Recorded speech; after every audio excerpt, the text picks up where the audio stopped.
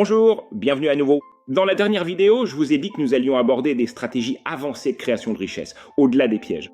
Maintenant que vous avez posé les bases avec la formule d'évitement des pièges, explorons quelques stratégies avancées qui s'appuient sur ce cadre pour accélérer la création de richesse et protéger votre avenir financier.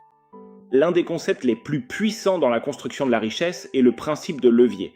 Non seulement le levier financier, mais aussi le levier du temps, des connaissances et des relations. Le levier financier, lorsqu'il est utilisé judicieusement, peut multiplier vos rendements.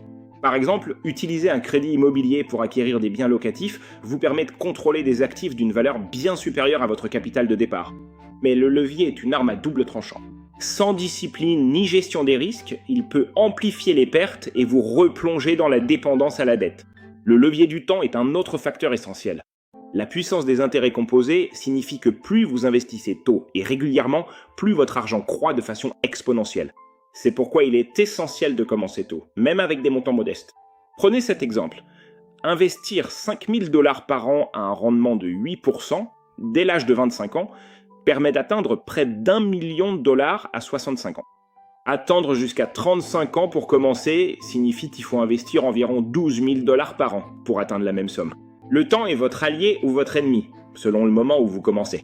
Le levier de la connaissance implique un apprentissage continu et l'application de ce que vous apprenez. L'éducation financière n'est pas un événement ponctuel.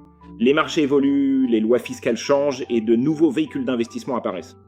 Les personnes à haute valeur nette travaillent souvent avec des conseillers, mais elles investissent aussi du temps pour bien comprendre leur placement. Cela permet d'éviter des erreurs coûteuses et d'identifier des opportunités que d'autres manquent. Le levier relationnel est tout aussi important. Votre réseau peut vous apporter des opportunités d'affaires, du mentorat, des partenariats et un accès au capital.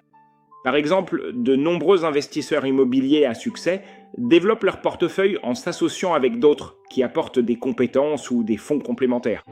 Entretenir des relations avec des comptables, des avocats et des conseillers financiers qui comprennent vos objectifs crée un système de soutien qui protège et fait fructifier votre patrimoine.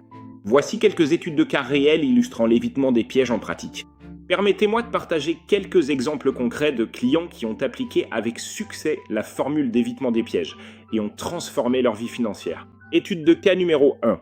Sarah, une cadre intermédiaire gagnant 90 000 $ par an, était prise dans l'inflation du train de vie.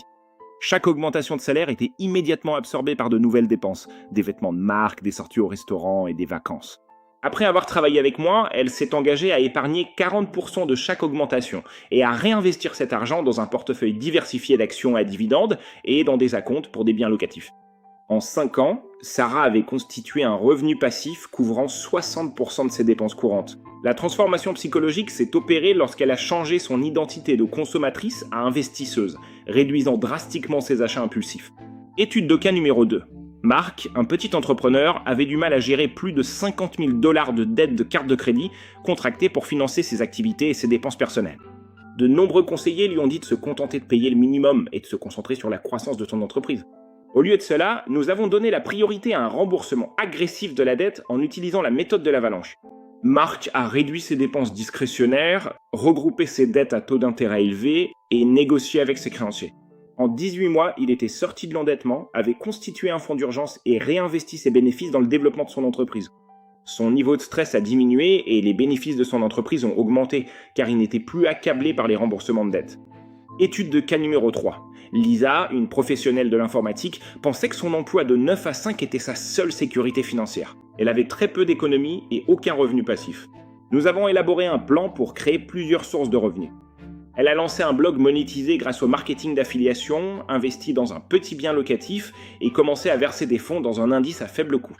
En 3 ans, les revenus passifs de Lisa ont atteint 2 500 $ par mois, lui offrant un matelas financier qui lui a donné la confiance nécessaire pour négocier de meilleures conditions de travail et même envisager l'entrepreneuriat. Ces exemples montrent que sortir des pièges n'est pas une théorie. Ça demande des plans personnalisés, de l'engagement et parfois des choix difficiles, mais la récompense est transformative. Parlons maintenant de la psychologie de l'argent et de la façon dont l'état d'esprit influence les résultats financiers. Comprendre la psychologie qui se cache derrière vos habitudes financières est essentiel pour réussir sur le long terme. L'économie comportementale montre que les humains sont prévisiblement irrationnels, surtout en matière d'argent. Un biais courant est le biais du présent, c'est-à-dire la tendance à accorder trop de valeur aux récompenses immédiates et à sous-estimer les bénéfices futurs. C'est ce qui explique pourquoi il est si difficile d'épargner régulièrement ou de résister à l'inflation du mode de vie.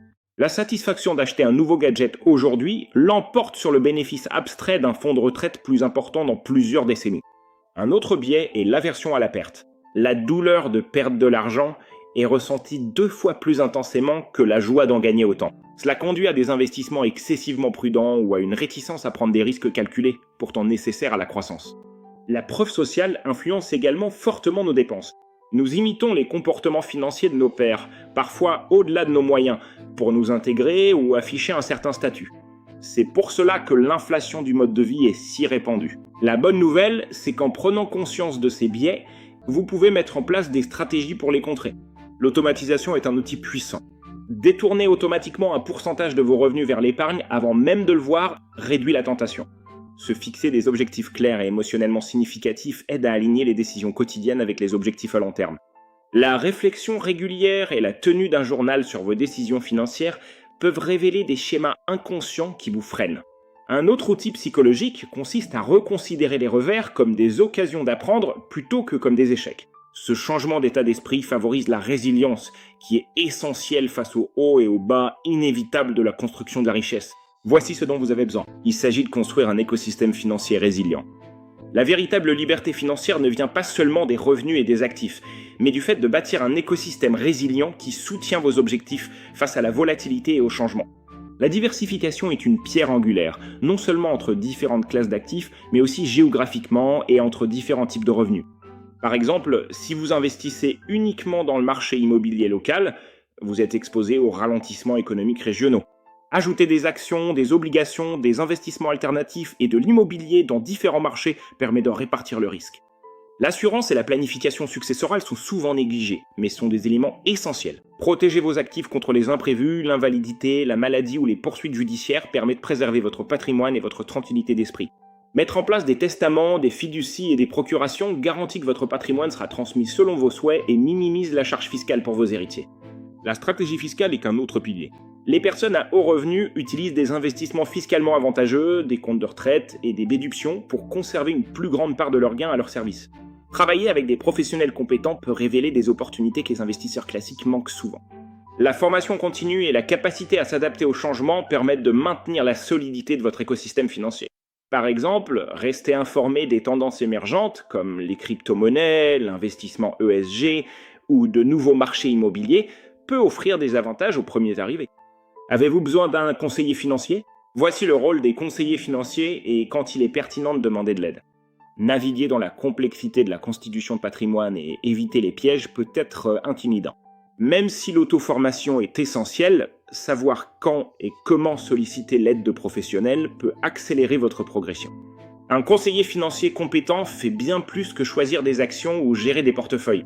Il vous aide à élaborer et à rester discipliné face à un plan global qui prend en compte vos pièges et objectifs spécifiques. Il agit comme partenaire de responsabilisation, interlocuteur et source d'expertise en matière de fiscalité, de succession et de stratégie d'investissement. Cependant, la prudence est de mise. Certains conseillers perçoivent des commissions sur des produits qui ne correspondent pas forcément à vos intérêts. Renseignez-vous toujours sur la structure des frais, les qualifications et les obligations fiduciaires. Privilégiez les conseillers rémunérés uniquement par des honoraires qui agissent exclusivement dans votre intérêt.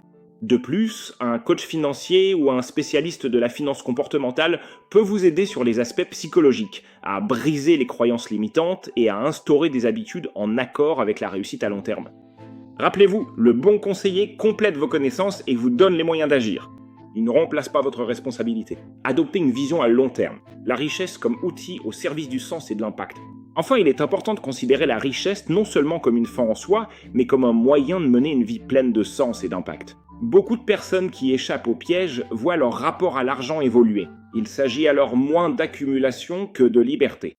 La liberté de passer du temps avec ses proches, de poursuivre ses passions et de soutenir des causes qui leur tiennent à cœur. La philanthropie, l'investissement à impact et la préparation de l'héritage deviennent des priorités. La richesse offre une plateforme pour créer un changement positif, que ce soit par le don caritatif, l'entrepreneuriat social ou le soutien aux communautés. Développer une vision à long terme qui aligne les objectifs financiers avec les valeurs personnelles augmente la motivation et la satisfaction.